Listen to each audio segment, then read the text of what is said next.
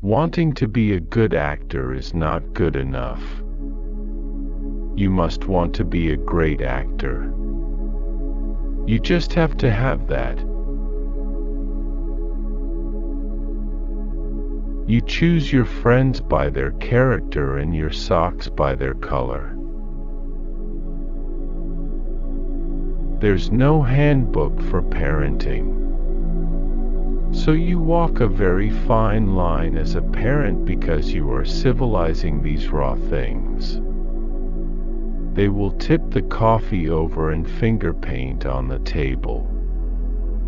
At some point, you have to say, we're gonna have to clean that up because you don't paint with coffee on a table. I still don't have a publicist. If I'm in a film, you have an obligation to promote it. I'll do as much as I can. The thing a drama school can't give you is instinct. It can sharpen instinct, but that can't be taught, and you have to have intuition. It's an essential ingredient. Your own barometer is all you have to go by, and often what makes a good director is knowing when not to say something. On occasions you can find yourself on a film set where the person who is wearing the director's hat is only trying to justify his position. Political correctness has become a straitjacket. We lived in a flat that you could pretty much fit in my current kitchen. No wonder people drink. I can't understand why they don't throw themselves off the balconies. You can play older than yourself. You can play younger than yourself up to a point, and then that just becomes impossible because you carry a weight with you that you can't shift unless you have very boyish looks.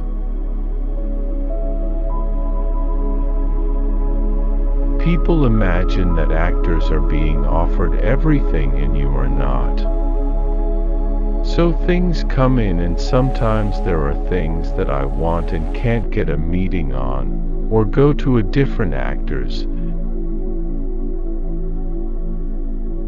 It's always hard when you're playing someone for a lot of people out there who are going to see the movie after reading the books.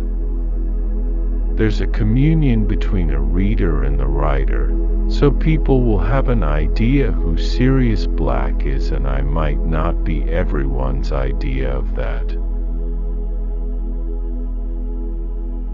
People have an idea that one is in control of a career, a lot more than you really are. You can engineer things to an extent, but you are at the mercy of what comes in across the desk. What other people think of me is none of my business. Growing up in a particular neighborhood, growing up in a working-class family, not having much money, all of those things fire you and can give you an edge, can give you an anger. Interesting things come your way, but as you get older, your lifestyle changes. I don't want to travel. I don't want to be in a hotel room away from my family. It's becoming increasingly harder and harder. There's no such thing as independent film anymore. There aren't any, they don't exist. In the old days you could go and get a certain amount of the budget with foreign sales. Now everybody wants a marketable angle.